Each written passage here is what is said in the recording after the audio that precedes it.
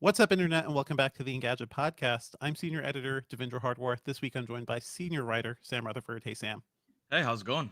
Going okay. We've also got podcast producer Ben Ellman here. Hey, Ben. Hey there, everybody. It's a special week, folks. It's iPhone Review Week. So you get to hear the crew after they've been dog tired testing and writing up the iPhone reviews for the past week. Sam is here to talk about his iPhone Air review. We'll also be discussing the iPhone 17 and 17 Pro reviews from Sherlyn and Billy Steele on the site. Yeah, a whole bunch of things happening this week. Also, we've got some Meta Connect news. We finally see the Meta smart glasses with displays. Sam and I will talk about do they look cool? Do they seem functional? Should we even support Meta smart glasses? We'll dive into all of that. As always, folks, if you're enjoying the show, please be sure to subscribe to us on iTunes or your podcatcher of choice. Drop us a review on iTunes. It really does make a difference. And leave us an email at podcastengadget.com if you have any questions that may get used in our Ask Engadget section of the site. You can also join us Thursday mornings, typically around 10:30 a.m. Eastern on our YouTube channel for our live streams. We'll show off gadgets. Like this week, we will be showing off the iPhone Air. And, you get to see hands-on times. You don't normally get to do that with the audio version. Let's get right into the reviews. Sam, iPhone Air. I think we were all a little skeptical. Like, it looks cool. It looked cool when Apple first announced it. We were all skeptical of the battery life and, like, will the looks be worth the trade-offs here? How is it for you? Yeah. So, in terms of design, I want to say like if everyone could have this design in an iPhone without like thinking about any trade-offs or compromises, Right, right. people would be so happy. The design is truly excellent. I mean, it like on a practical level, you can think about this as like a really, really nice version of the iPhone 17 Plus because there is no 17 Plus this year, but it's so much more than that because they put a titanium frame which is super strong. Hmm. It's the display is actually a little bit smaller than what you'd kind of expect for a Plus, but it's a 6.5-inch display, very nice, has ProMotion support and all that. But like just holding it, this like I hate saying this because, but it's really true in this case. But this is one of those things that you really do have to touch, to have to hold, to like fully Yeah. appreciate because it really is that sleek. And I actually like it a little bit more. And this is like coming from an Android person, I like it a little bit more than the Galaxy S25 Edge, just because I think the way Samsung has kind of rounded off the corners, polished the edges, it just feels so much nicer to hold. The edge is a little bit too sharp and a little bit too boxy for Hmm. my taste. And then on top of, you can nitpick the iPhone Air is 5.6 millimeters and the S25 Edge is 5.8 millimeters, which is practically the same thing. But it's just a really, really nice device. Um, that said, we do kind of have to talk about what Apple had to do to make this thing a reality. Hmm. And one of the big issues is that there's only a single rear camera. And, like I kind of said this in the review, like I do appreciate the kind of like the subtle, like the crafting in the design of the phone Hmm. is super nice. And they were able to shove a lot of the like camera guts into this what they're calling the camera plateau. I still think that's kind of a silly name. Oh, Apple, here's my idea. Call it the camera island. You have a dynamic island in the front. You can have a camera island in the back. Have lots of islands. It's great. We don't need a plateau, It but seems like a lot of guts of the phone are up there, Sam, right? Like that's kind of the part of the new design. A lot of the SoCs I feel like are getting shoved up towards that. yeah, yeah. And Yeah. Apple talked about how they kind of centralized the logic board in the iPhone Air to not only better distribute heat, but to kind of enhance that thinness and make Mhm. that sleek design possible. And you'll notice that like if you use the iPhone Air, the thing that gets warm the first when you're like really pushing it is this camera plateau, and then it kind of spreads down to the center of the phone. Um, I mean, but that's very interesting for just like the feeling of holding it too. So, Yeah. like, you don't need to worry about, it kind of burning your hand a little bit. People always talk about that too, when it comes to like switching to a new iPhone. But then we always say like it's indexing, it's doing a lot of work behind the scenes. Yeah. So, like, you don't even have to worry about that if you have just switched to this new iPhone Air. Yeah. Yeah, and it's kind of surprising because it doesn't have a vapor chamber like you get on the 17 Pro line, and in normal use, it's like it's runs really efficiently, and that's kind of one of the other big stories with this phone is Apple has done a lot of work to make this thing what it's calling its most power efficient phone ever made. And part of that is it has a new C1X chip, which is the new modem inside the iPhone Air, and it's really really good. The one drawback is that it doesn't support just millimeter wave 5G. You get other, mid band, low band 5G and stuff like that. Oh, wait, So I didn't clock that initially. So that means if you're on Verizon, you're hosed. You don't get Verizon that. has expanded its mid band and low band Right. 5G, so you're not completely hosed. But But millimeter wave is the good shit. That is the millimeter wave is like the peak if you need like a Who gigabit. has millimeter wave? We've been talking people about have like the millimeter- lack of people it have- for so If you long. live in a city, Ben, if have you're on, millimeter if you, wave. I don't know if Yeah. what network you're on, but if you're in New York City, you probably have millimeter wave 5G when you're Ben has the outside and iPhone stuff. SE. Yeah. Ben has not seen millimeter wave yet, but Ben, it is everywhere. I Okay. walk out to my suburb and I hold my phone up, 5G, ultra wideband, 800 megabits down. So Yeah. it is The carriers especially since the pandemic, before when like 5G was like a kind of a novelty, the carriers have been doing a lot of expansion in terms of millimeter wave 5G, especially Verizon, because they've been kind of the leader in terms of just millimeter wave 5G coverage. But yeah. it's a thing. It's okay. So that's honestly that's something I didn't fully clock before. But I was looking at this phone, Ben and Sam. Like it's when this thing was announced, I was like, we see all the compromises, but it compels me. It compels me because it's like this is such a perfected version of Apple's design vision. You know, like Mhm. it looks like it'll be something that's nice to hold. That's what It, made it me it really is. yeah. And so like all the podcast listeners probably know at this Yeah. point, I'm a big fan of foldable phones. Mhm. And so I like, having that like flexibility and adaptability. But if I was gonna go to the complete opposite end of the spectrum and I wanted something just super light, super easy breezy to carry around, this is like the closest that I've been to like going back to an iPhone in like a decade. Because I had an iPhone 3G and a 4 and a 5, Mhm. and before I switched over to Android. And so like it's like I really do like it. It just, it makes that like sleekness, and it's like it is a stylish phone. I don't know if people are gonna buy it like for the fashionability, but I could see it happening. It kind of feels like just looking at this thing, I cannot wait to go to a store and just like touch it. I actually Oh have yeah, I to went to do an that. Apple store earlier today. Oh, not earlier today. This past weekend, Mhm. and I was like, "Can I touch it? Can I touch it? Can I touch it?" And no, not yet, not It's yet, not. not It's yet. not. Funny. You gotta go. You gotta go Friday. Yeah, it's not. Yeah. Yep, yep, Every yep. time I like hand this off to like a non-techie person, just like like a neighbor or like some like parent friends that I'm talking to at the playground, they all have the same reaction. They go, "Ooh," just like a really like a quiet "ooh," and they're like, "Oh, okay." They like instantly get it, and then they start doing the mental arithmetic. It's like, do I want the single camera? Can I, do I want to lose having that ultra wide and the telephoto camera?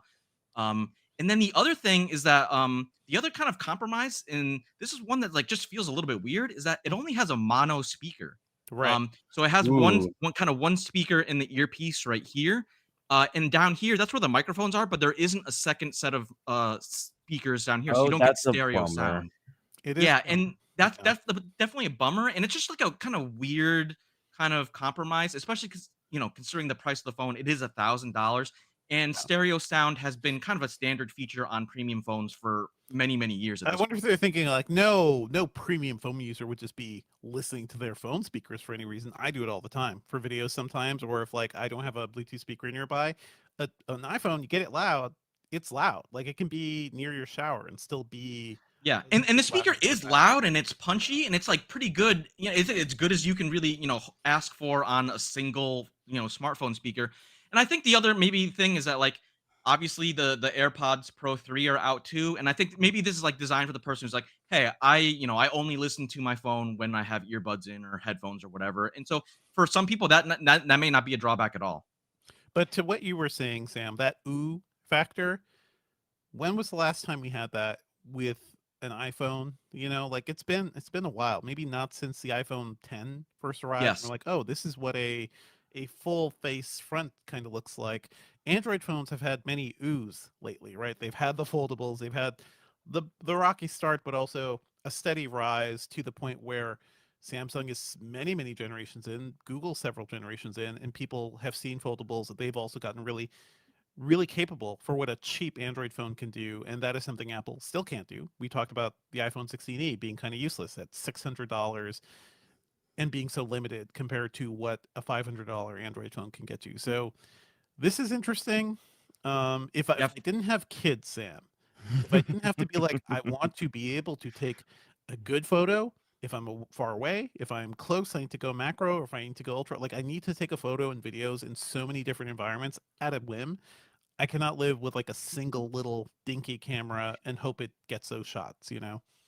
But you've been saying for weeks now that every media person needs to be a content You platform, do. which It's true. means that you need all those different lenses. You need all those lenses, but you can. I mean, I think that people are going to be able to produce like decent content on the air because they all have the new front-facing camera, and I think that's a pretty big deal.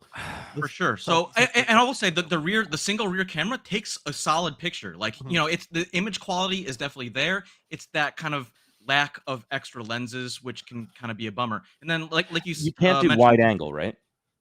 I mean, it's a main wide angle. There's no ultra wide Okay, yeah, option, yeah, and yeah. it's only a 2x optical quality zoom, and so there's Yeah. not a ton of just you can digital go past 2x, but it's Yeah, just you don't have a ton of options in terms of just like other field of view kind of perspectives. and that's a 2x crop in view too, so you lose megapixels when you do that, right? So It might be like a sensor crop, so it's right, not like right. digital enhancement. It's digital enhancement past 2x. Right, right, for sure. Um, So so you do seem impressed, Sam. Like you kind of, I think, holding this, looking at this, you kind of see the vision of where Apple's headed.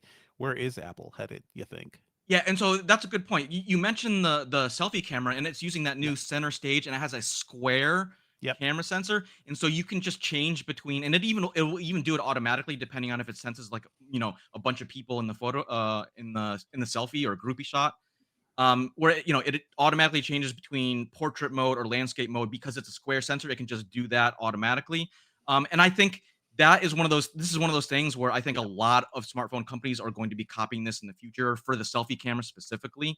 Just Mhm. it just makes it so easier. You don't have to do one of these things where you're like, oh, I want to get a wider view. I gotta turn my phone on its side. You just does it automatically, or there's some buttons in the camera app, and it's very nice.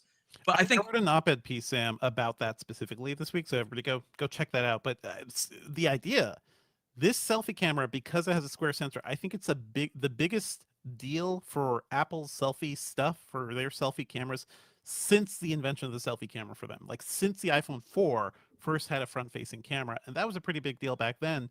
We didn't quite know how to use it, right? FaceTime just became a thing. People weren't used to doing video calls. Instagram was not a fully formed thing by that point, but we are so different with how we interact with our phones now. We're always taking group photos. Selfies aren't just for kids. They used to say it was just like a teen girl thing. No, everyone does it. It's a thing yeah, everybody yeah, does. If totally. you're in a family, the only way to get a whole photo of you and your kids and everything is with selfies. So this is a game changer, and it's not just for the photo, Sam. Like it does it in the video mode too, so it can center you during FaceTime chats and stuff. Mhm. I also think the dual camera mode, which is where you're going to be able to record video of the front and rear sensor at the same time. Yes, something Android phones have done for a while, Mm. but I do think it's going to make a big deal there too, because then you're not focusing on centering your head in the front facing camera. Like center stage will keep you in there Mhm. while you follow the action. Yeah, So while making you yeah, seasick though. well, you're not looking there. You're not looking. You're Well, looking at yes, It but it's for it's for when people who you're wanna, like, watching that see your part, reaction and, yeah. see what you're looking at on the other side of the camera at the same time, Mhm. yeah. if you're doing some quick cuts, but like I have worked with people Yeah. who they'll get on Zoom and they don't know that they have center stage on. And so it will zoom in on the face and then track the face around. And Yeah. ooh, that is nausea It's a inducing pain. if you It's a watch it for pain. too long. I think it's Yeah. implemented a little differently on the phone, but yeah, go ahead, Sam. Mhm. Oh, and then, you kinda touched on this earlier, but Mhm. I think if you look at the bigger picture, the Air is definitely Apple kind of entering a new era of its smartphone design, and they're testing it out with the Air, Mhm. and like, a lot of things, it's not just like a pure design play, it also, involves the engineering because they have to make sure that, you can fit a battery this thin and a camera this thin inside a device this thin, and that is a really obviously a very much company wide effort. And then like you said, it kind of points to, hey, I mentioned this in my review. You take two of these, slap them together, Yeah. put a hinge on there and a flexible screen. It's very easy to see how this would translate into an iPhone, a foldable iPhone, in the same way that we saw the direct lineage between the Galaxy S25 Edge, and then hey, a few months later, the Galaxy Z Fold 7 came out, and it was just super thin, and in a lot of ways, it really was two Galaxy S25 Edges slapped together. Mhm.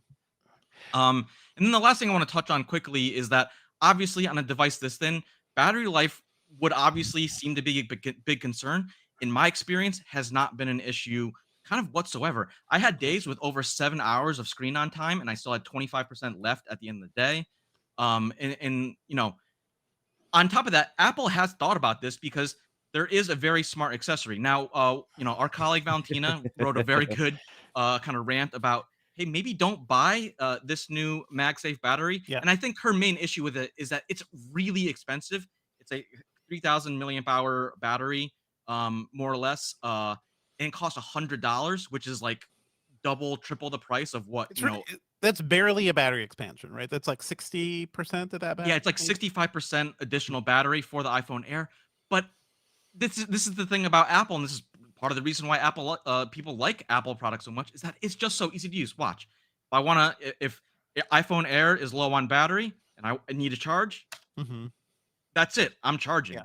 Yeah. And if I need to recharge it, I can charge the phone and it will pass through charge over to the battery pack. So super easy to use. And if you want, it will also charge the AirPods Pro 3 if you just put them on the back. And so Oh, that's cool. to me, and you can also, it does have a USB-C port on bottom. So if you want to just, use a wire and charge any device, use it as a regular battery pack, you can do that too. And so to me, if you are like, someone who's like really focused on, hey, I want to travel light, you combine this, with the iPhone Air, Yeah. and you have the AirPods Pro 3. That is just like a really good lightweight kit that you can do pretty much all your standard, modern techie smartphone stuff in a super lightwait package. It's So that's kind of what I really like most Yeah. about that kit. Yeah. If That's you're filling out the money for this phone, you're gonna pay for it. Yeah, that's kind of the thing is like, if you're already spending $1,000, which is $200 more than a base iPhone Air, Yeah. obviously you probably have a little wiggle room in your budget to, hey, you're probably going to upgrade to the AirPods Pro 3 anyways, and then you might as well tack on another $100 for the MagSafe battery. That said, in my testing, I didn't really need to use it. For me, this feels like more of like a, let's keep it in your bag, or when you're going on like a weekend trip, and so you just never have to worry about battery life.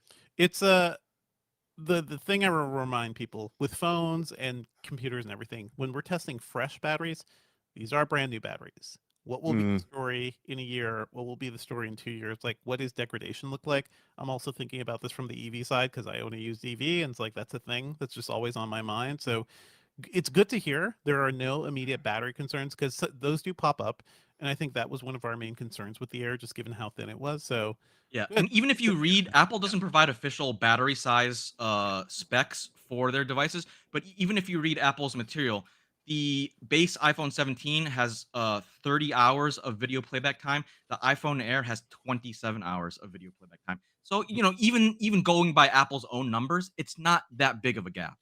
Yeah. So you're a fan. Yeah, a foldable. like I said, No wonder. Yeah. I'm primarily an Android phone person, but I really do like this device. Yeah, absolutely. That's cool. So I am kind of still concerned about like how thin it is and whether or not it's gonna like totally bust open or something if you like have it in the back of your pocket or your back pocket and you sit down on it. Tom's Guide did a video. You can find it online. It's kind of like a little panel discussion where like they really try to bend it. And honestly, I wasn't really sure whether or not like they were trying all that hard. So Sam, I'm not going to ask you to bend it right now, but can you speak to that? Yeah, absolutely. So, after Sherlyn and Billy and I were out at Apple campus for the event, and after the announcement, we got a chance to go inside and see some of like the testing equipment that Apple uses, and they had a force meter. And so basically, I mean, I can show you on the one, like they had a force meter that would test how far you can bend the phone, and I wrote it down. I applied 143 pounds of force to a test sled, and then they took an iPhone Air, put it in a very expensive bending machine, and they applied about 135 pounds to an iPhone Air, and you could see that it would bend a little bit, but it snapped right back into place. And like I said, it also has a titanium frame, Right. and so and obviously Apple, I don't think they want a repeat of Bendgate from, like 7 or 8 years ago when that happened. And so they are very cognizant about that. And I think they have definitely, put in the work to make sure that, that strength requirements and the durability of this phone is not an issue. And you also get, your IP68, dust and water resistance rating as well. I can imagine like if you in the design studio for a super thin phone, you just have a big sign on the wall saying no bending. No bend. No bend. Whatever you Yes. do, whatever materials we put into this, no bend. Titanium frame, yes. Also ceramic shield on the front and back, right? So that is Yeah, ceramic that's shield 2 on the front and then regular ceramic shield on the back, and both have increased scratch resistance. Okay, yeah. Devendra, I thought that you were saying like no bend as in like nobody try to bend it. No, it's No, actually no bend. you're engineering for no bend at all, no like warping of the case. And in Everything order to flexible. achieve that, you actually need to bend it like several times a day, every day for years as you're developing it. We never Right, put and the thing is, like, yeah. obviously, you can break any smartphone if you Yeah. want to. We're talking about everyday wear and tear, and like like, there's people. My wife does this. She puts her phone in her back pocket and she'll sit down and Hmm. like that's the kind of thing. It's like that's what you got to protect against, like people sitting on the phone, rolling on top of it, maybe even stepping on it. And for that kind of stuff, I don't really have concerns about the iPhone Air. Yeah, things that can happen, it being on the couch and you sit on it at a weird angle, like so many things can happen to our phones.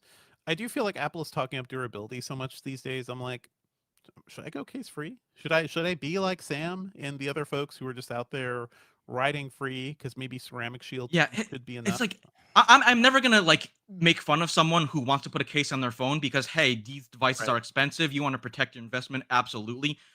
But like, if there was any phone that you want to go case free on, it's this phone because covering it up would Yeah. just like it Yeah. would it would hurt personally. It would hurt me to like cover up that design because every time I pull it out, it's like, oh man, this is nice. Yeah. It's like having an expensive car. You're like, this is great. Great to have a Porsche. Um, Nobody touch my car when I'm outside. Right. Nobody breathe on my car. Basically, that's kind of feels like that's the situation you'll be in.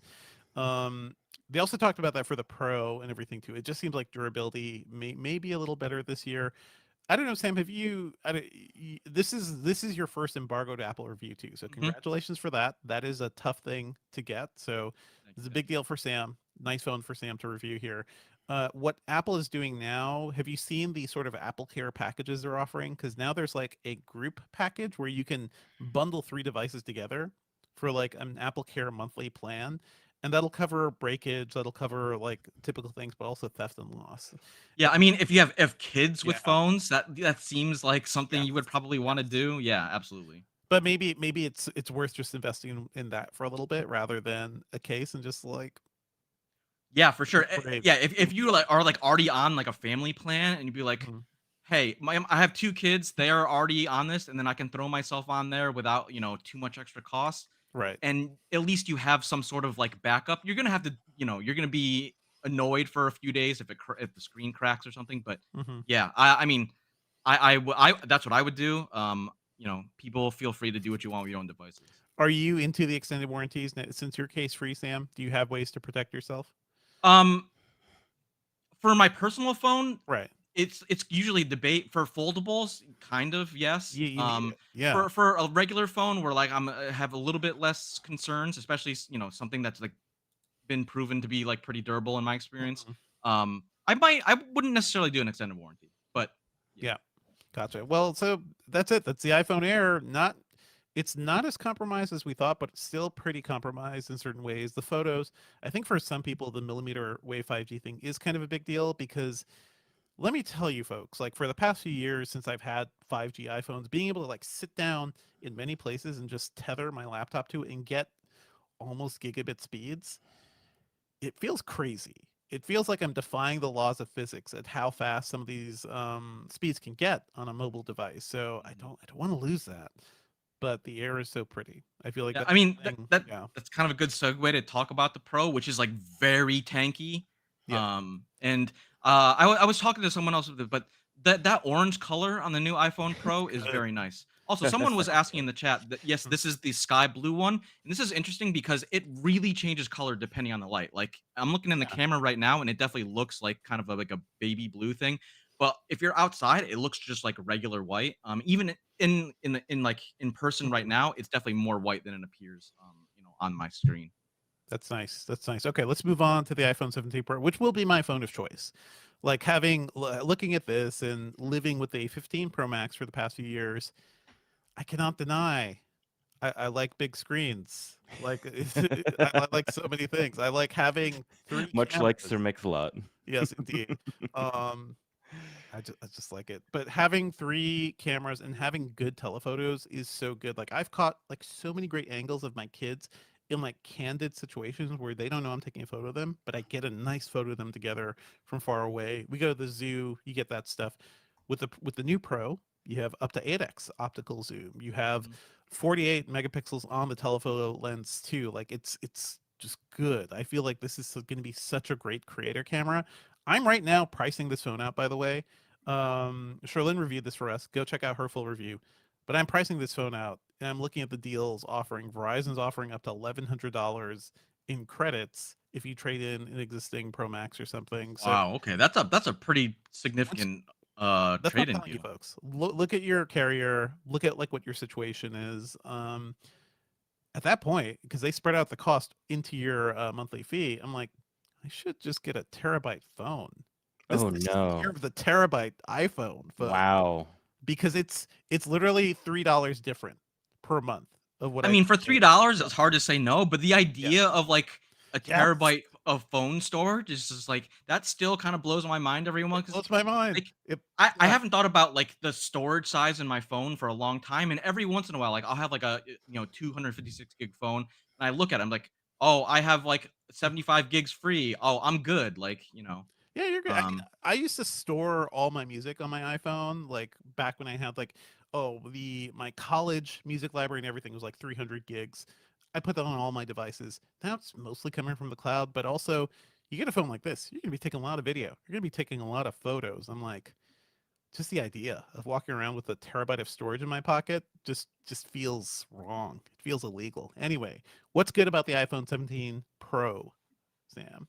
I mean, it has an even more durable design. Mm-hmm. And like you said, it's really all about the cameras and their performance. Now, the iPhone Air and the iPhone 17 Pro line both have that A19 chip, Mm-hmm. A19 Pro chip, sorry. Yes. The Yes. one difference is that the Air has one less GPU core than the chip in the Pro line. So if you really want that peak performance, if you're, doing heavy video editing or stuff like that, then you probably are going to want the Pro line.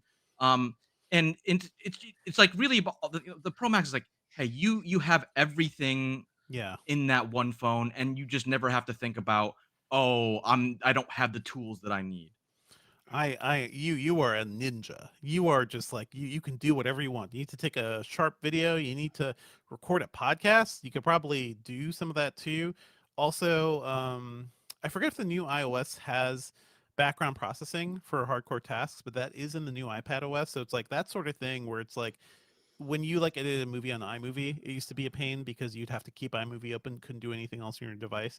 That stuff is going away. These devices are becoming a lot more capable and functional as like full-fledged computers. So that is why I'm like, yeah, baby, I need a terabyte of storage on this. Yeah. And it looks stronger because the rear is now they're back to aluminum, but it's a aluminum unibody frame as Johnny Ive would say, aluminum unibody frame and ceramic shield on the back part too. Just in general, feels like it's going to be a tank again. Maybe safe to go case free this time. I'm really curious about that because I talked last week about how my phone, Mhm. iPhone SE, yes, let's all make fun of me for a second, um, It's time has to so upgrade. yeah, I know it's really time to upgrade. You're going to do it. Yeah. It has some significant nicks in the screen because I never put a screen protector on. I was dumb. I will be better next time, I promise. Mhm. Will I need a screen protector with ceramic shield?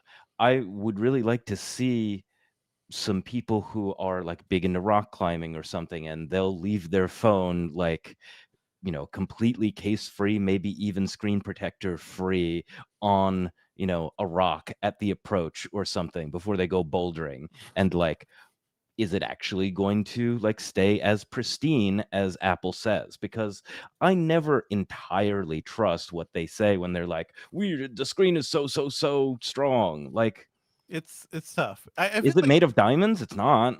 well, ceramic. Their ceramic material is supposed to be stronger than like the Gorilla Glass stuff that they've had before. Like that is the pitch. This is Ceramic Shield 2. It's a higher number. It should be stronger, right?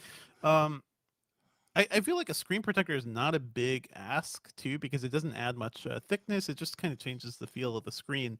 The Yeah. question is like, do you need a case too? Maybe a screen protector with no case would be a good way to go with. Mm, But what do you think, Sam? Yeah, I mean, Yeah, it's like as someone who likes caseless phones, I like yeah, it's whatever. But like I think rock climbers, like these are the kind of people who like, oh, I want something rugged, and maybe they want something with like a little tripod, I mean, a right. tripod attachment, so they can film themselves while they're climbing and stuff like that. And so that's when like the idea of a case suddenly becomes more than just protection. It becomes a lot more utilitarian, where you have like a mounting point that is built into the case and stuff like that, and then I'm like all for it. So yeah, absolutely. I should also mention that this is the iPhone 17 Pro line is the first time Apple's put a vapor chamber inside an iPhone. Once again, Android phones have had these for years. Samsung has been doing this for years, Uh-huh. but hey, it does work. And it really does help dissipate heat quite a bit, which for the kind of people who are into the Pro Max phones, Hmm. it makes a lot of sense to at least have it on that line, for sure. For sure, for sure. And that vapor chamber is like literally just a little bit of liquid that's sealed in the device that is like helping to pass heat and forth through the cooling elements and get it out of the phone eventually. It's cool. It's definitely been on Android before, but I look at this thing and I see like this thing is a tank. This is just gonna do everything. And I think for years my primary computer has essentially been my phone. That's the thing I spend the most time with. I take work calls on it. I do all sorts of stuff on it. I try to like offload computer time to like if I'm gonna play a real game, it's on my desktop. If I'm gonna write, it's gonna be on a laptop or something. Mm. Phone does a lot of like other And it's tasks the for one me. that's So with you all the time. it's And with you yeah, all the time. absolutely. And you got to be ready for anything with it. Ben, we were talking about like what you would upgrade. Are you have you settled on what you're thinking at this point? I'm going to price everything out and I'm going to see whether or not it makes sense to get a refurbished 16 Pro Hmm. or a 17 Pro because we were literally just talking about that at the show planning meeting yesterday. I want something that I can stay with for another like four Yeah, or 5 years. And I know that I would be able to do that with the 16 Pro too. yeah, Like yeah. that's unlikely to become totally obsolete in the near future. I also want to be ready for some nebulous time when the iPhone actually has like a smarter Siri, like more machine learning Hmm. capability stuff. And that's something that I'm not going to be able to do on a SE2 2020 edition that I got in Sadly, July. sadly, no. But yeah, definitely check your July 2020. carrier, Ben. Check your carrier and see like what sort of crazy deals they're just offering. Like sometimes they're like, if you upgrade your line, I'm gonna give you extra money, and then all of a sudden, it's just like it's the math is like magical. It Mm, I would also say that like at least for in terms of like the AI machine learning capabilities, the AI machine learning are so tied to the NPU and yeah. like the performance that's on chip, so that like the idea of buying an iPhone 16 Pro in the hopes that it will get way better AI performance down the line may not happen, just because it's like you need the right silicon to support the new models in a Mhm. way that like so they work together. um it's because I'm just getting and this is like kind of an industry wide thing. I'm getting the sense that it's been harder and harder to port back some of the more intensive AI tasks to older devices because they don't have enough silicon horsepower to really power these models and stuff Yeah, like I that. mm, feel like Apple drew that line with the 15 Pro Max, where they're like, okay, this one has a slightly better NPU and GPU, and that's partially why I was able to like stick with it for the past year. I don't. Do we have numbers on the NPU differences between the 16 Pro and the 17 Pro? They are available. I just don't have them off the top of my head. And I believe like They'll all run. the iPhone 16e doesn't support Apple Intelligence either. No, I So don't it's like believe so. you see those differences, even though it is like a 16 era line, it doesn't have, because it's the budget one, it doesn't have support for Apple. Anyway, go check out Sherlin's review of the iPhone 17 Pro family. She also revealed up front that she has become a Snake Clash addict on YouTube games. And I swear every time we find the game Sherlin is devoting her life to. Sounds like Whenever you Super ask Five. Four who's different- playing these games, the answer is always Sherlin. Yeah. Yep. Sherlin is the one who keeps the LinkedIn games going. Like when you're checking to see like if a coworker where an ex-coworker went, and you see the little thing on the bottom right rail, and they're like, we've got games too, guys. That's who's playing them. It's Sherlin. It's Sherlin. It's Yeah, Sherlin. apparently Reddit started putting games in the Reddit app, and I'm like, who asked for this? I don't want this. Don't want this. Anyway, Pro. If you want a Pro phone, it seems like it's a good Pro phone. Let's look at the iPhone 17, the base one that Billy Steele reviewed. I also wrote up a piece this week saying like this again, pretty good deal because we've got ProMotion on the screen now. It finally has the 120 hertz Such a big upgrade. Such a big upgrade. It has the better center stage front camera too. You know, some slight upgrades to the rear camera. I think the ultra wide got up to 48 megapixels. Like it's better camera all around. But this is a base iPhone, but still pretty capable, I think, for most people. And judging from Billy Steele, gave it a 91 out of 100. Criticisms from him: 6.3 inches, maybe too small for some. That is a weird thing to think about in the year 2025.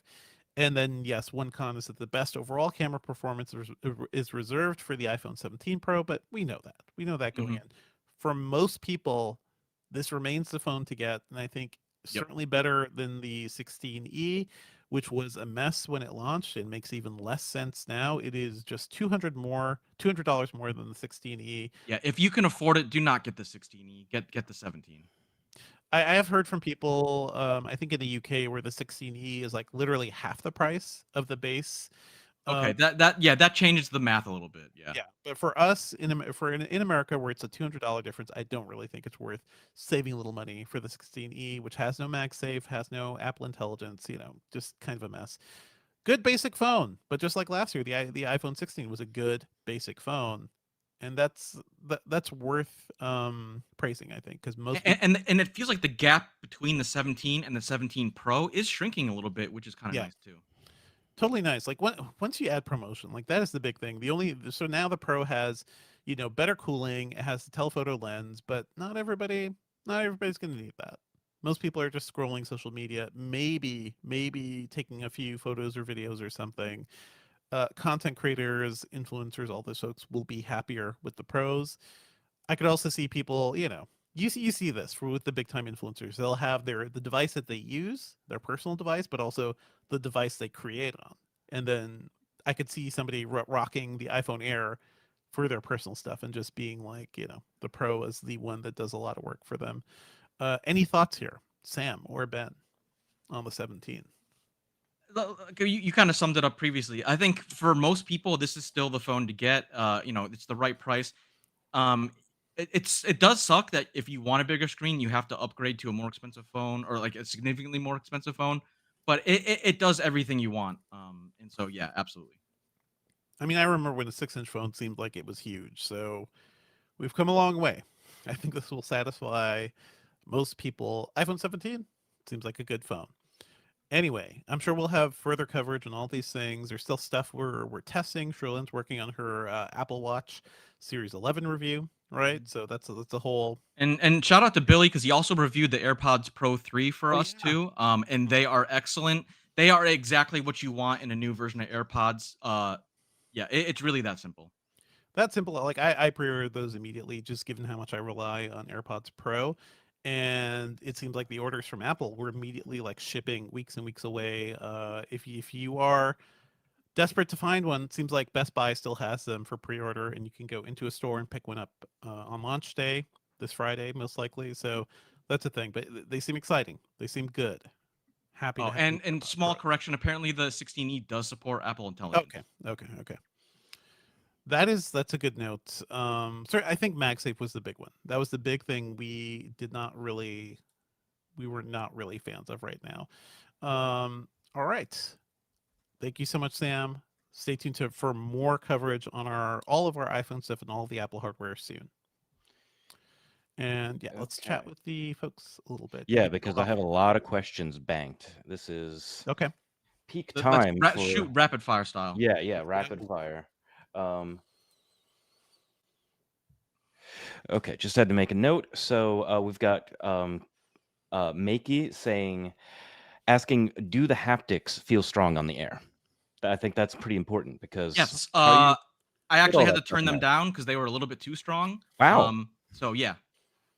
Haptics feel exactly like you'd expect on an iPhone. No real compromises there. Then we've got Kevin who says, give the iPhone to my toddler and let's see if it breaks. I bet it would. Give the iPhone Air to my toddler. Excuse me. They'll find a way to break anything. Yes. That's true. Oh yeah. Go ahead.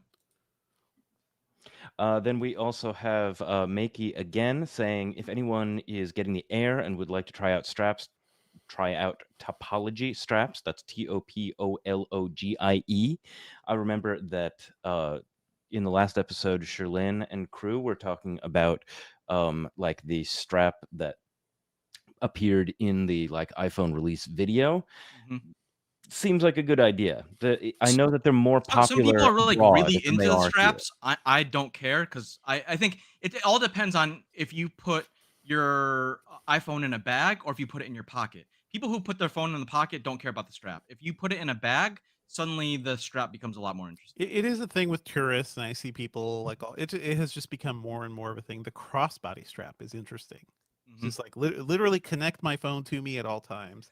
Yeah. Will make it harder for thieves to steal your phone though. Like pickpockets will hate that.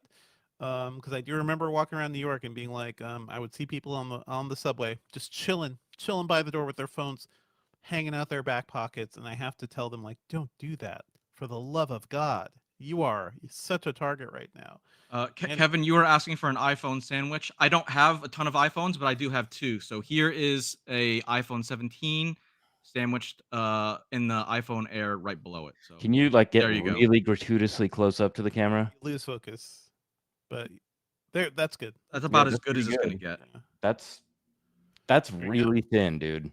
It's really thin. It's not quite, but it feels like half the thickness. Hmm. Then we've got Claw Dog talking about Apple Intelligence on the iPhone 16e. Like, yes, Thank we you. messed up very briefly. Thank you for reminding us that it does have Apple Intelligence. But the big question then becomes, is it going to be any good? I mean, we were literally just saying, like, I want to be able to run like Apple Intelligence when it comes out. You were saying that, like, maybe the Yeah. 16 Oh yeah. Pro might not be able to do it. So, This just reminds me of something. I saw our friend of the podcast, Mark Gurman, talking Mhm. about this. How pre-orders and orders for the iPhone 17 line are up way over last year, and part of the reason is, hey, look at that. Apple focused on hardware this year, and they didn't really talk a ton about AI or Apple Intelligence, and they gave some meaningful hardware upgrades and some new designs and stuff. And suddenly, people are really interested again. Would you look at that? And so, Yeah. hey, Apple is focusing on its core strengths, and suddenly people care again. And I think that is a very telling sign of, you Mhm. know, where Apple is currently at. I'm not saying that they can't do good intelligence in the future, but Yeah. at least for right now, we know what Apple's good at. And so, I think and we kind of got that this year with the new iPhone Air and iPhone 17 lines. most people just don't give a shit about like AI features. If it is a thing that exists on their device, I think some folks they're happy to use it. The integrated chat GPT, Copilot stuff, a lot of stuff that calls to the cloud doesn't need a super powerful device. So we'll see. They have not introduced any super powerful Apple Intelligence things. Like when that Siri hits, I will wonder if there will be a cutoff for the devices, that will actually work with that. So we'll see. people are going to be mad about that, though. I don't know. Nobody will really care. I don't know. But that rumor that we may see more of that in spring or maybe around WWDC next year. So we'll see. All right. Should we move on? Yes. Oh, well, I mean, one more thing from dude named Yes. Charlie says that it would be dangerous for excuse me, it would be dangerous for him to have a 1 terabyte phone unless he was recording Pro Raw often enough and backing up weekly. Walking around with that much unbacked up data seems crazy.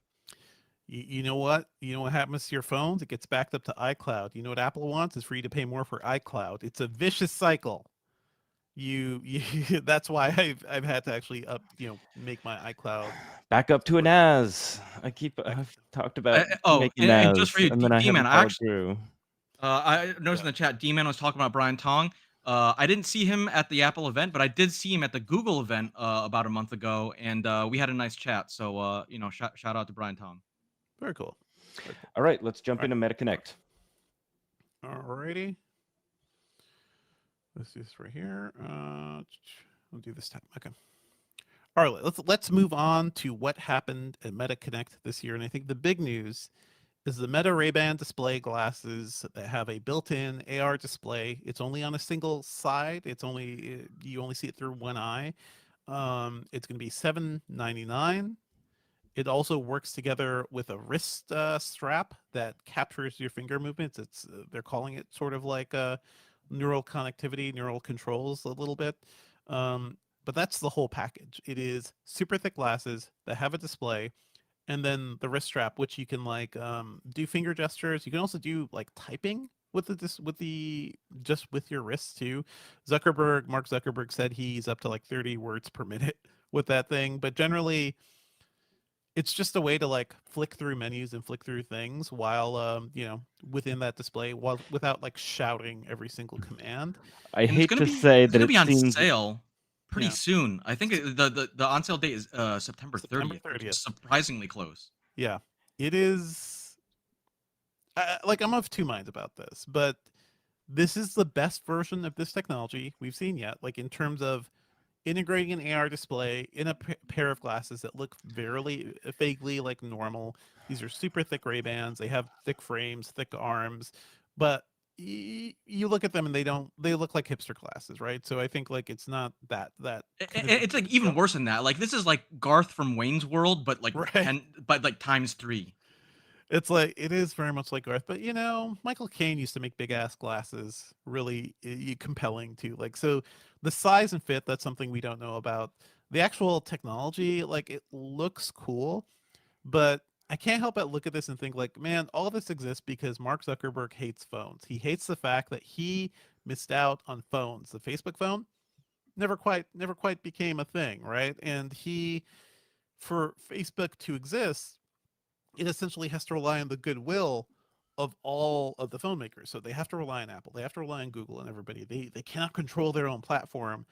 VR and AR gave Meta slash Facebook a way to like carve their own destiny a bit, and that is why they've like thrown billions at it, tens of billions, honestly. So we have here a pair of smart glasses that have a screen. The whole idea is like, oh, it'll keep you more connected with the world. You won't have to pull out your phone as much.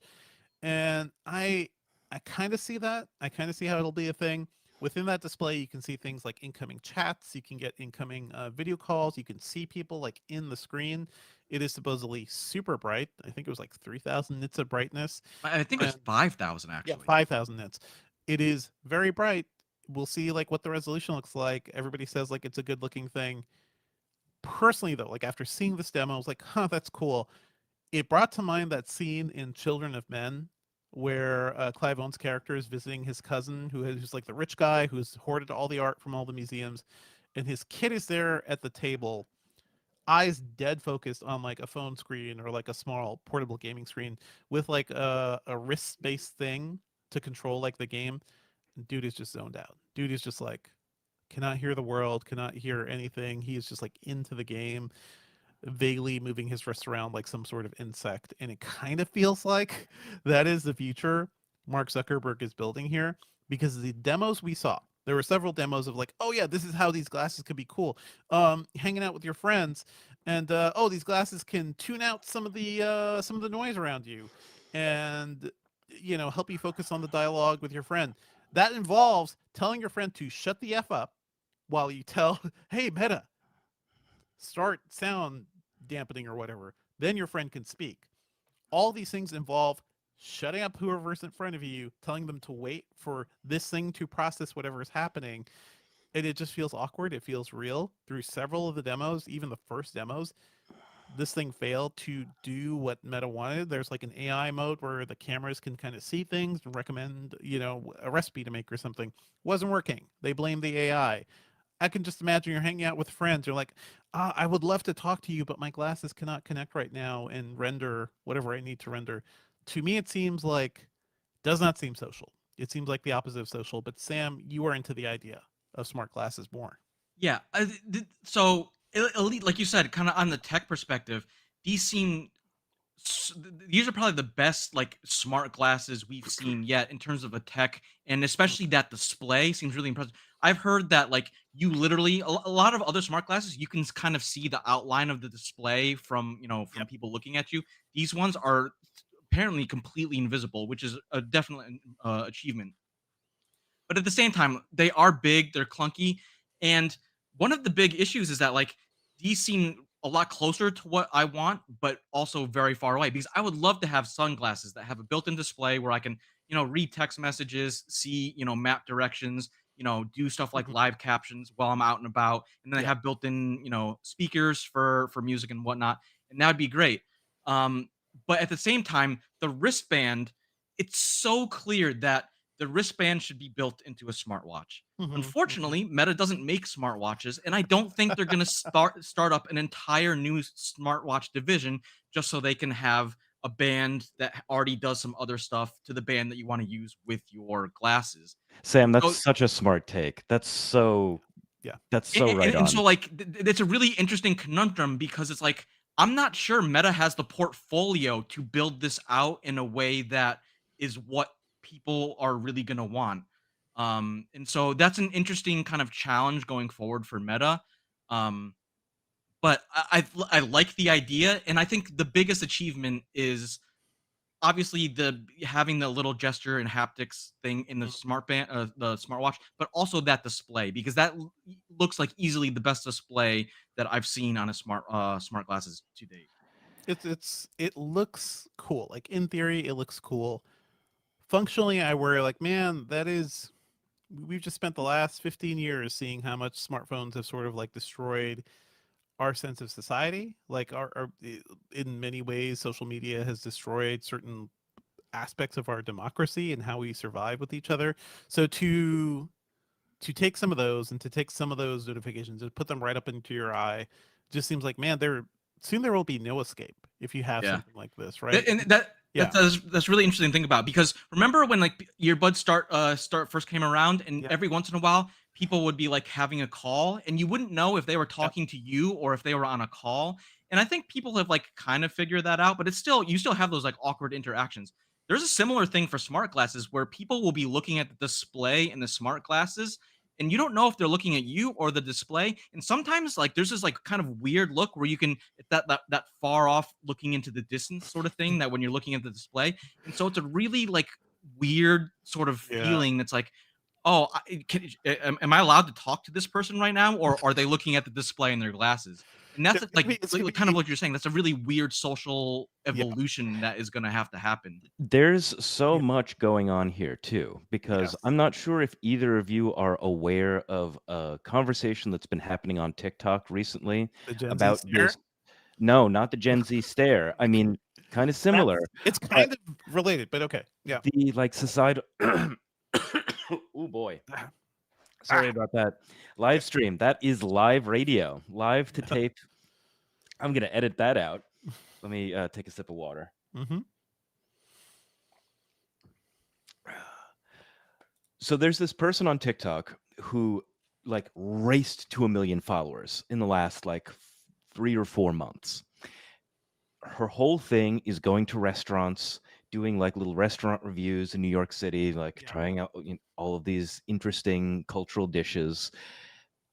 But she's wearing Meta glasses Mm-hmm. and she never tells people that she's recording.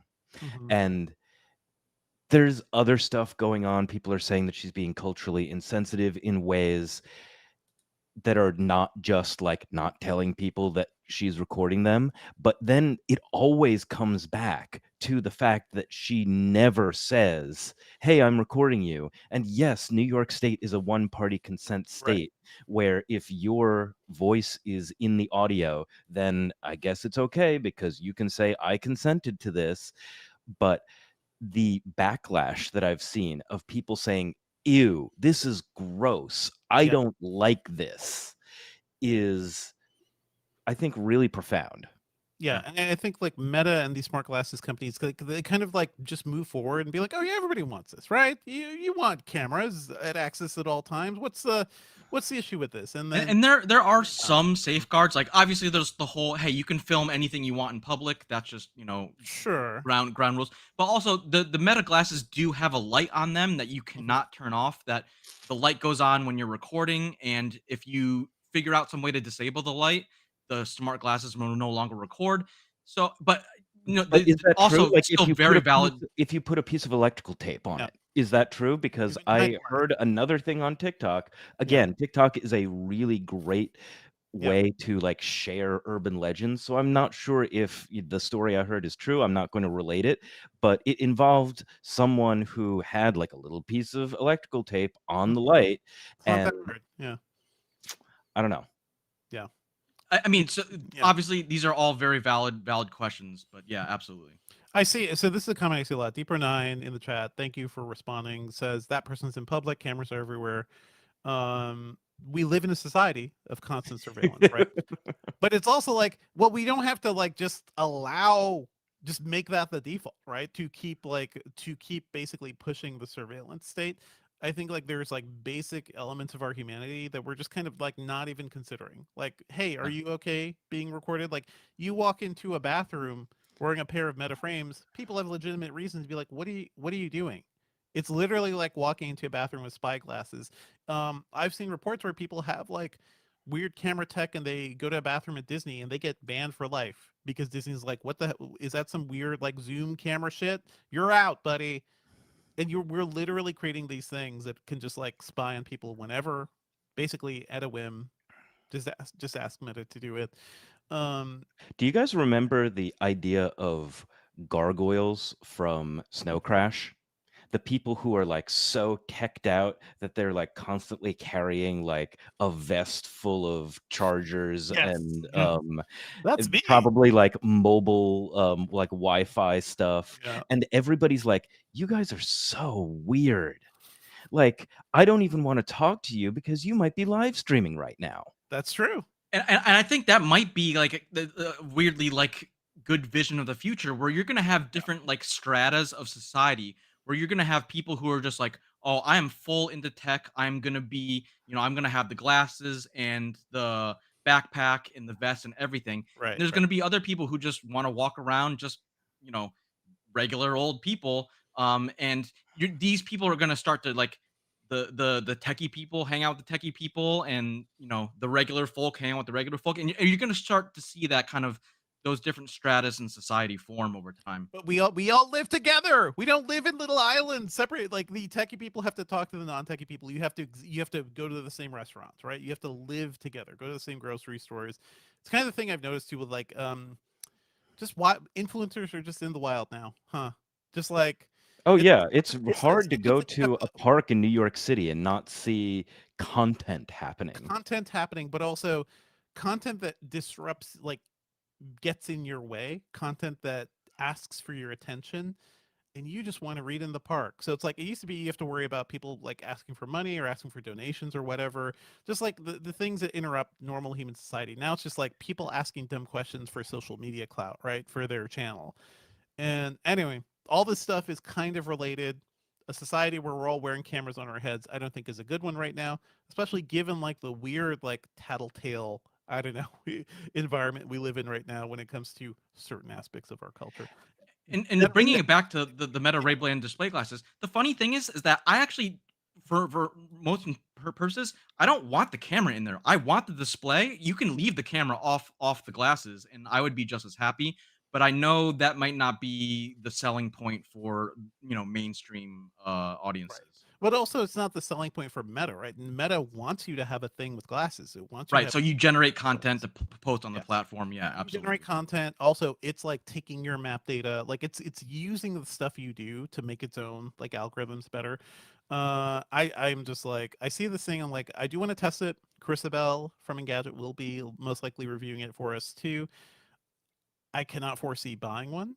And also I worry about like where it leaves us if we live in a society where we're all just like staring off into displays and not to the people in front of us. Another big thing on TikTok, Ben, is to talk about the Gen Z stare, which is a Oh thing yeah, I've I'm encountered aware. sometimes. It's not just like, oh, look at these youngs. No, it's like you talk to people, And then they're surprised just that like look they're at not just living in their own world. right, And right, I mean, it comes to another question of like, yeah, are you deep in solipsism? Let me say that again. Are you uh-huh. deep in solipsism and you just think that everybody is around you is like NPCs or Yeah, something? Like, do you yeah. feel accosted by them? We I we know do actually. live in a society. Maggie Yeah, was wrong. It's not just individuals and their families. yeah. Oh, anyway, I remember what it's like to be an awkward teenager. I was there too. But it's like I think we're losing ways that we talk with each other and literally putting a display between you and the people you love. Don't think it's going to be a great thing, but we will see.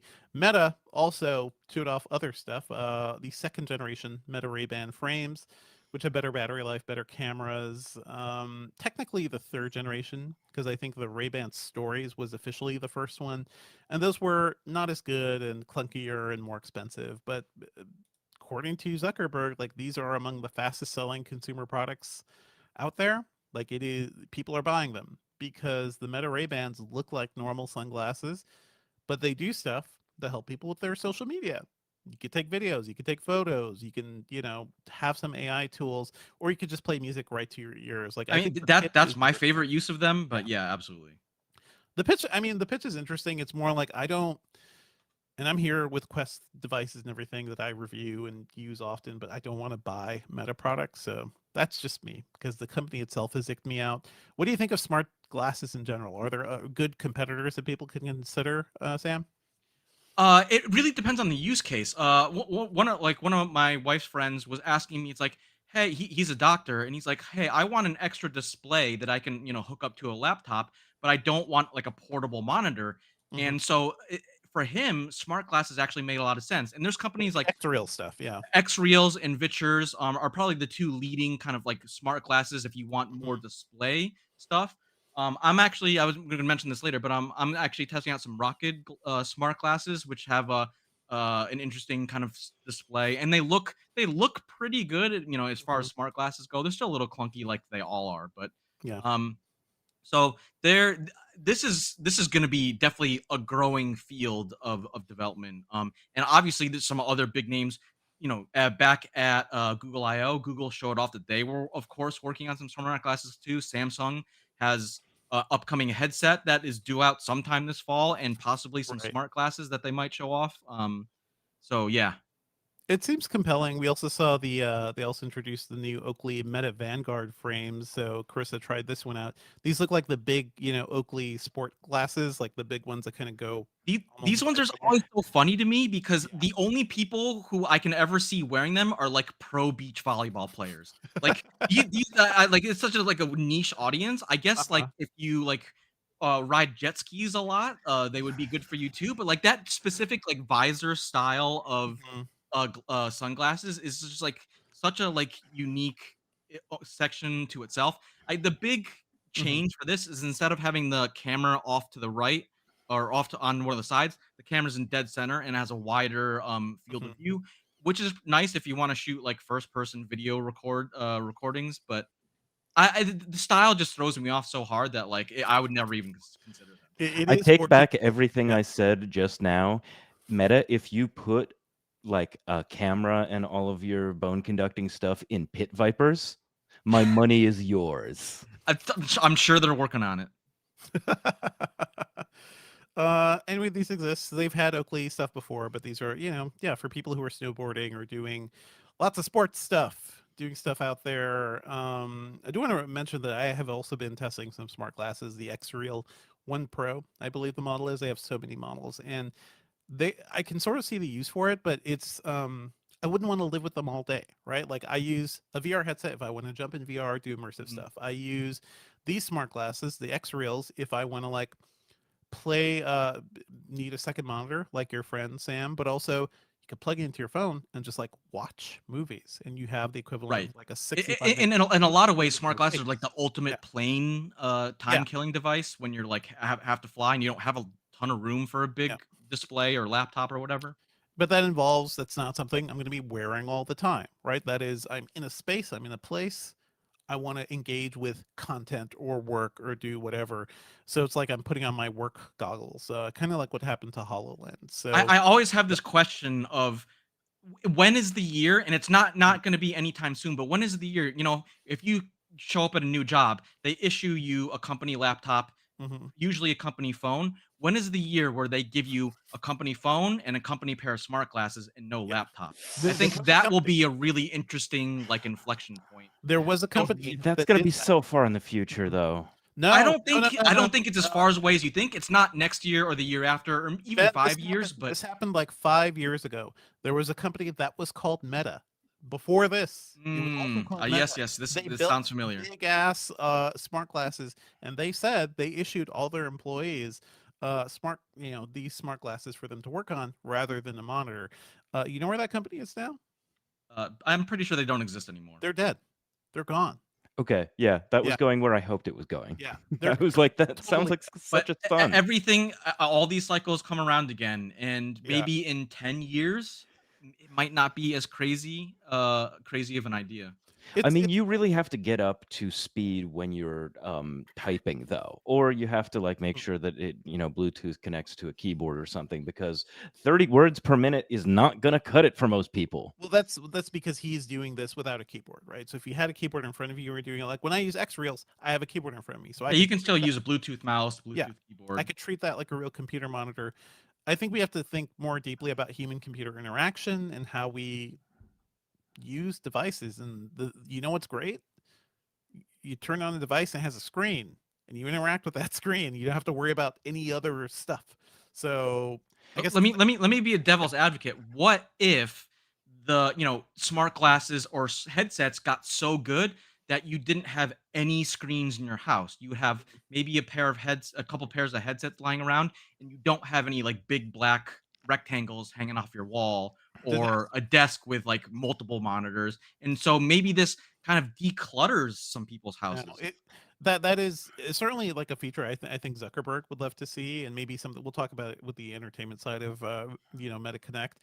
Um, how do you watch stuff together with people you love?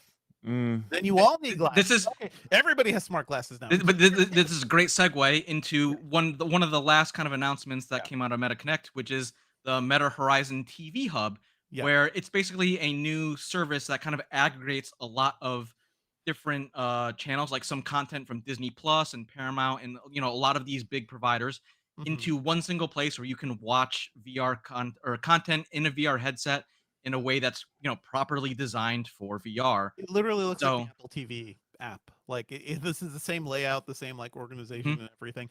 This is a good thing. On my movie podcast, we were just talking about like it is really cool to watch 3D content in VR. VR is actually the best place to do that Mhm. because you already have stereo lenses. You have like the tech just to do 3D. So the Vision Pro is great for that. The Quest 3 and Quest 3S are great for that. But finding that content has been a pain. So it seems like Meta is thinking harder about this and like giving you like easy access to all that stuff.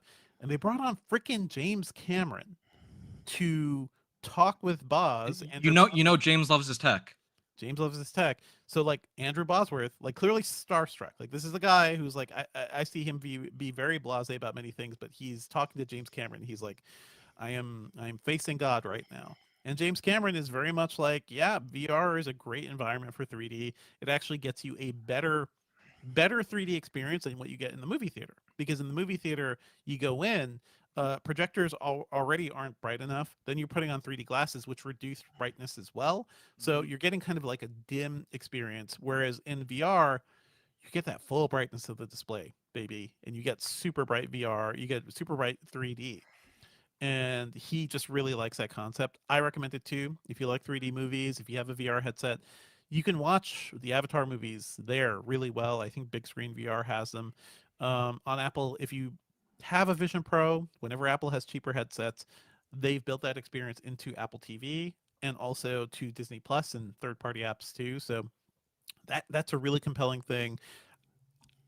I would actually recommend if you care about movies, you care about how we think about media, go listen to the James Cameron portion of the talk. It's like the last 15, 20 minutes of MetaConnect, but it's worth it just to hear him talk and hear him think about like what he wants to do. He's basically built a studio with technology for other people to create 3D content and he wants them to do that too. So I don't know. I don't know what's going to happen, but James Cameron loves 3D, unsurprisingly. To what you were saying though, Sam, I don't want to get away from this thought experiment. Hmm. No screens in your house is a nightmare because then every if you want to gather around, have family movie night or whatever, everybody turn on your glasses, make sure you're all synchronized to the same streaming app, make sure we can see the same virtual window in 3D space, right? That's a fair point. If only there was a way for all of us to see a screen in a single place in virtual space at the same time and stream that content all at the same time. It's called turning on the TV.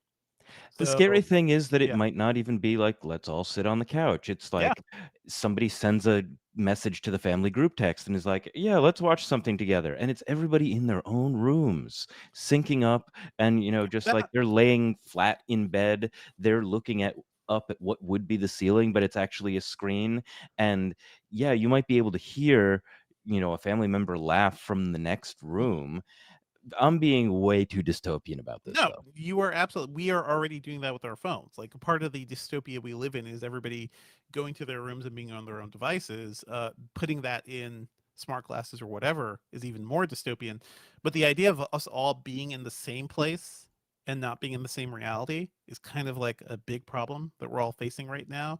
Mhm. Certainly, one aspect of the thing of that certain political influencer who was unalived.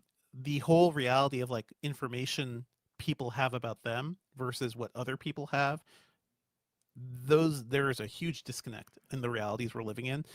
I'm really hesitant to start using products that even like literal make that more literal, right? Like what you Yeah. see around you And, is and to poke not a what you hole in my feel. own kind of thought Yeah, experiment, we already have TVs like the Samsung frame and rival devices where you can have a screen and you can disguise it so that hey, it's right. not just a black rectangle on your wall. It's it looks Yeah. like like it belongs, and it can show art when you're not watching TV. So But yes, here's the thing. and there are ways around this, but it's one of those things that like I Mhm. kind of like think about and daydream about is like, how are these devices going to change just our day to day lives? And it's just really interesting to see all the different kind of branching paths that we could end up at, and Yeah. then come back 5 years later and see, oh, here's what actually won out. Here's what actually happened. Um, it's weird, like looking at the rise of smartphones, looking at the rise of social media. All these companies were chasing engagement and numbers and users and growth at all costs, right?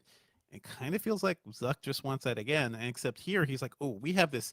We own this space. We are leading smart glasses. We're going to get Hmm. these displays out. We're going to be the leaders. We're going to be number one." And then the aftermath of that, it's like the Rohingya genocide that Zuck doesn't like to talk about. There's things.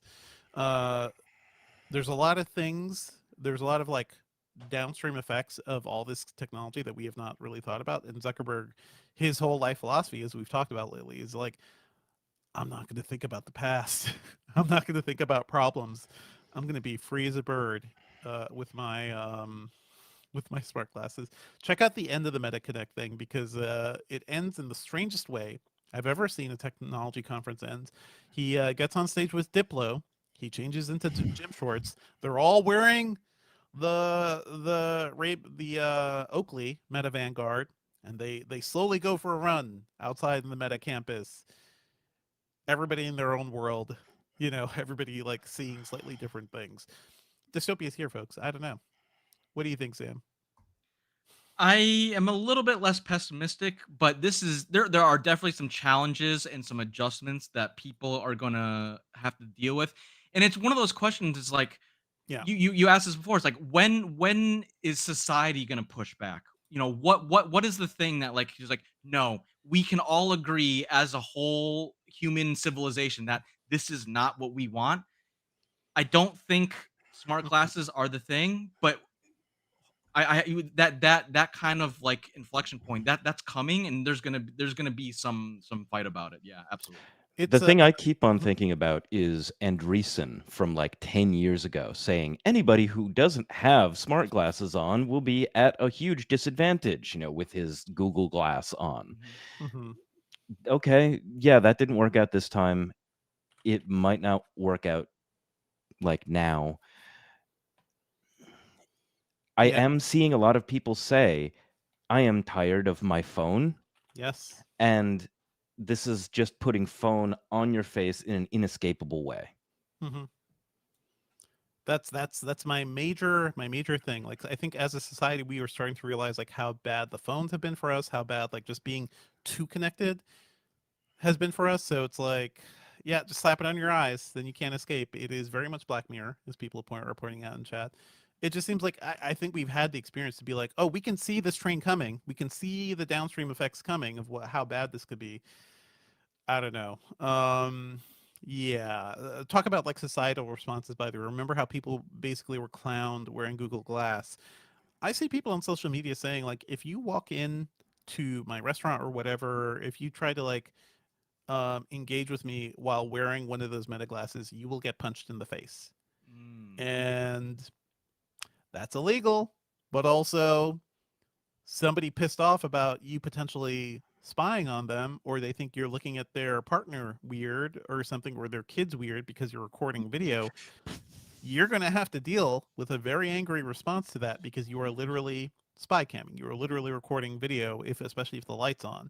So And that's sort of even responsible. at a base level, you're pushing people's boundaries, Yeah. and so anytime you do that, there's gonna be some sort of conflict. Yeah.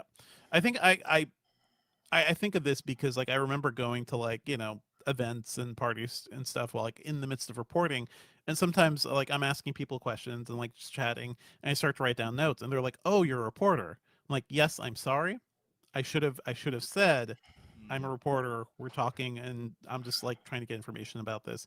But people are sometimes surprised by that, by the fact that I'm jotting down information or things that they said. And that's a fair reaction. And that was my bad for not saying, hey, this is me. I work for this. I'm a reporter working on this.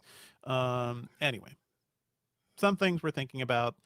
I kind of feel like we should not trust Zuck when it comes to barreling into new technology without fully thinking about the societal consequences of them, but we will see. Let's just blast through other news real quick because there Yep. might be some stuff here. Okay. All right, real quick because this episode's getting long. In other news, we have an update on the TikTok deal in America, potentially a U.S. version of TikTok. The main deal, by the way, is that the deal may finally be happening. Oh, I'm seeing a wrong link here. Um, the TikTok deal may finally be happening. It does seem like Oracle founder Larry Ellison is going to be the one that's been rumored for a while, Which is a working really with weird Trump. fit, but yeah, go ahead. It's all a really weird Well, fit. it's only a weird fit if you're not thinking in terms of like this is going to friends, Yeah. favored patrons. Um, Yeah. And it's a whole thing too because this is like relating to how like essentially oligarchs are starting to control our media in a sense because Larry Ellison's son David Ellison, uh, founder and CEO of Skydance Media, like he is going to be a more influential person when it comes to entertainment, down the line too. So yeah, it's Larry Ellison's son. He's currently looking at CNN to potentially make CNN part of the like Warner Brothers deal. CNN owner Warner Brothers. No, he's potentially looking at Warner Brothers to take over Warner Brothers as well. So these folks are just going to be like in positions, very rich folks controlling like the media we're consuming.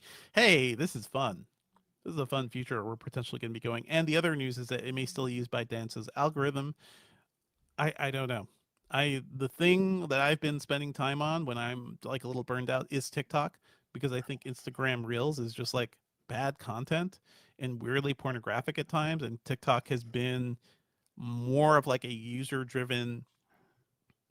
I was able to get the Gooner stuff out of my Instagram algorithm. It took some It takes a while. doing. It takes a while, and also it starts popping back up. I'm like, how did this happen? What's happening here? I can't browse through this with my kids.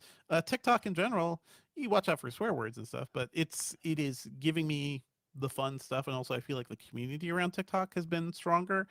But anyway, that is something we'll be looking at. There was a rumor from noted Apple analyst Ming-Chi Kuo that Apple is working on. Devendra, can you take a step back and just make sure that like we know that this is a new topic? Okay.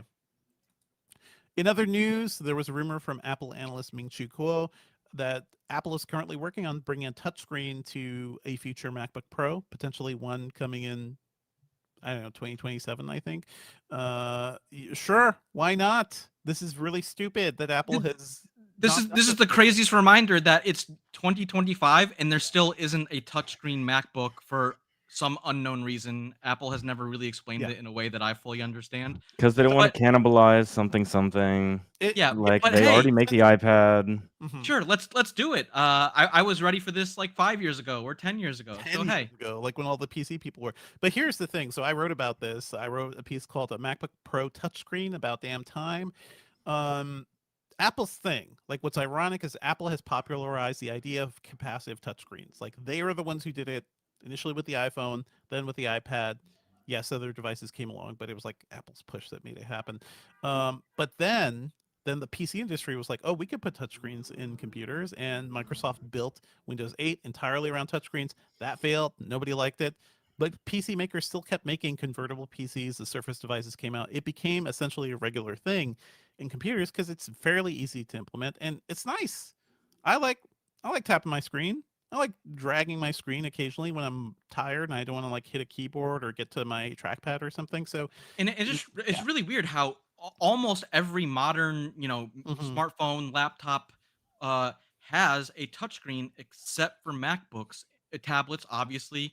And so just really because it was funny because like I was working the other day, and my son came up and he kept touching the screen and he thought it was gonna move, and I'm like, no, this is my company laptop. It doesn't have a touchscreen, and he was so confused. He didn't. The most natural and basic interaction you can have with a computer, like with a computing device. So yeah, kids learn phone swipe, they learn iPad tapping and swiping super easily, super like that is how we should be interacting with our devices. This is why Apple like it's like Apple and Nintendo are companies that are so like that can be so stubborn because they're so big and they're so popular.